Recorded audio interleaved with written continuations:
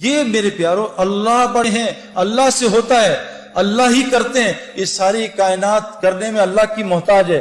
حضرت ابراہیم علیہ السلام بچے پہ چھری چلا رہے ہیں، اللہ نہیں کاٹ رہے کہ ابراہیم جب تک اللہ کی مرضی نہیں ہوگی چھری نہیں کاٹ سکتی۔ نمرود ابراہیم علیہ السلام کو جلا رہا ہے، اللہ بتا رہے ہیں کہ جب تک اللہ نہیں چاہیں گے ابراہیم علیہ السلام کو آگ نہیں جلا سکتی۔ میرے پیارو، جب تک ہم یہ روزانہ باتیں نہیں کریں گے آمنت باللہ کہ ساری کائنات اللہ کی محتاج ہے، اللہ بغیر ماں باپ کے بچہ پیدا کر سکتے ہیں، آدم علیہ السلام بغیر بچے کے عیسیٰ علیہ السلام کو پیدا کر سکتے ہیں، بغیر ماں کے اماں حوا کو پیدا کر سکتے ہیں، پہاڑی سے حاملہ اونٹنی نکال سکتے ہیں، اللہ کو اونٹنی کی ضرورت نہیں ہے، بغیر موسم کے حضرت مریم کو پھل کھلا سکتے ہیں، مچھلی کے پیٹ میں یونس علیہ السلام کو 40 دن زندہ رکھ سکتے ہیں۔ اے میرے دوستو، اے میری بہنوں بھائیوں، ہم کو یہ روزانہ سننا بولنا پڑے گا۔ یہ دیکھو جسم جو ہے نا، دیکھو جسم یہ آج اللہ کی اطاعت پہ کیوں نہیں آ رہا؟ حالانکہ اللہ قرآن میں کہہ رہے ہیں یہ اسلام فطری دین ہے، یہ تمہاری جسم اس فطرت پہ بنا ہے۔ آنکھ جیسی لڑکی دیکھے نظر نیچی ہو جائے، یہ فطرت ہے۔ آنکھ کا نابہم لڑکیوں کو دیکھنا فطرت کے خلاف ہے، اسی لیے تو دل بے چین ہوتا ہے۔ حرم میں گئے، حرم میں غلط پارکنگ کر دی اور حرم کی نماز پڑھی شیخ سدیس کے پیچھے، ایک مخلوق کا حکم توڑا، اب نماز میں بے چین ہے، یار گاڑی غلط پارک کر دی۔ ایک مخلوق کے حکم توڑنے سے حرم کی نماز میں دل بے چین ہے۔ میرے پیارو، خالق کا تم حکم توڑ کے ہم چین آ جائے گا ہمیں؟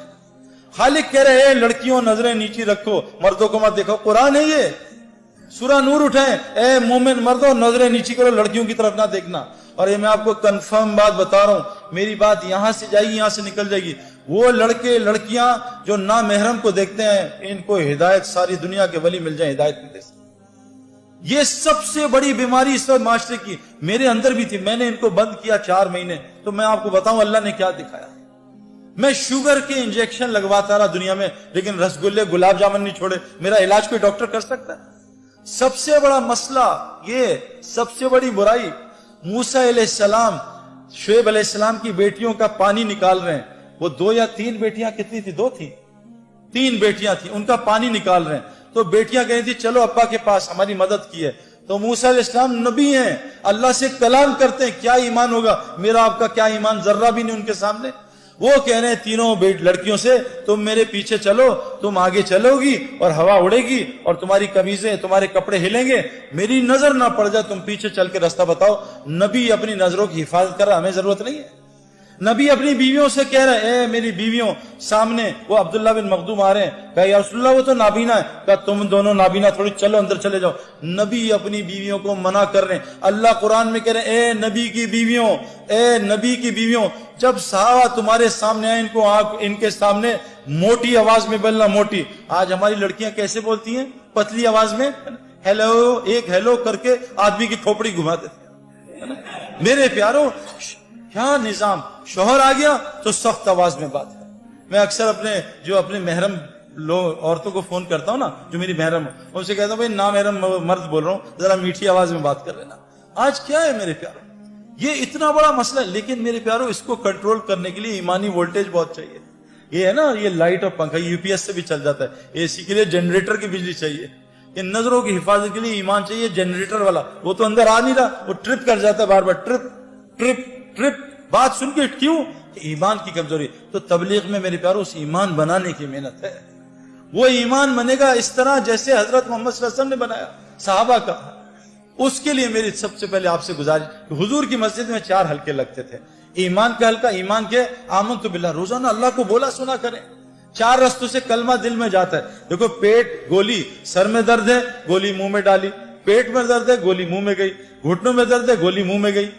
جب ایمان کلمہ لا الہ الا اللہ، دیکھو گولی کی طاقت بندوق میں ظاہر ہوتی ہے، ہاتھ میں نہیں، شیر کی طاقت پنجرے میں نہیں، جنگل میں ظاہر ہوتی ہے، کلمہ لا الہ الا اللہ کی طاقت انسان کے دل میں ظاہر ہوتی ہے۔